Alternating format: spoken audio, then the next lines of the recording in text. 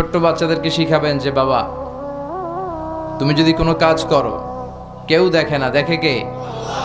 ছোট বাচ্চারা স্কুলে যে আরেকজনের কলম নিয়ে আসে ব্যাগে করে, আছে না? বই নিয়ে আসে, আরেকজনের টিফিন বক্স নিয়ে আসে। তাকে বুঝাবেন তুমি যেটা করেছো এটাকে চুরি বলে। কি বলে? চুরি বলে। কিয়ামতের দিন আল্লাহ কিন্তু এই চুরির জন্য তোমাকে ধরবে।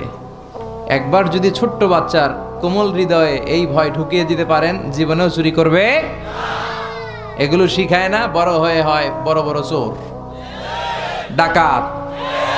দেশের টাকা ডাকাতি করে, চুরি করে, আছে না নাই? মানুষের টাকা লুট করে, আছে না নাই? কারণ ছোটবেলা থেকে আসল শিক্ষাটা পায় নাই। কাঁচা না নোয়ালে বাস, পাকলে করে। ছোটবেলা থেকে ইসলাম শিখিয়ে দেন।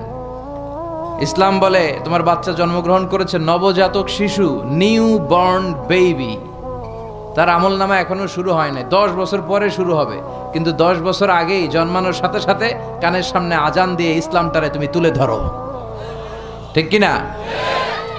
এজন্য ছোট বাচ্চাদেরকে ইসলাম শিখাতে হবে। ওদেরকে বুঝাবেন, ওদের হৃদয়টা কোমল, এখন যা শিখাবেন ওইটাই ওর মনের মধ্যে গেঁথে যায়।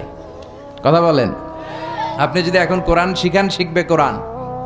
আর যদি গান শিখান, শিখবে।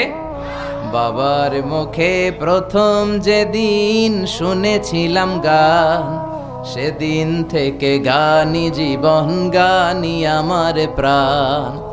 নাউজুবিল্লাহ পড়বেন না? এর কারণ বাবার কাছ থেকে ছেলে শুধু গানই শুনেছে, কোরআন শুনে নাই। কথা বলেন।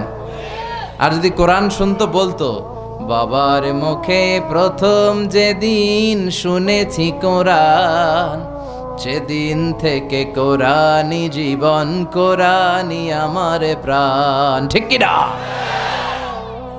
ছোটবেলা থেকে কোরআন শিখালে তার জীবন মরণ, তার স্বপ্ন, তার সবকিছু হবে কোরআন কেন্দ্রিক।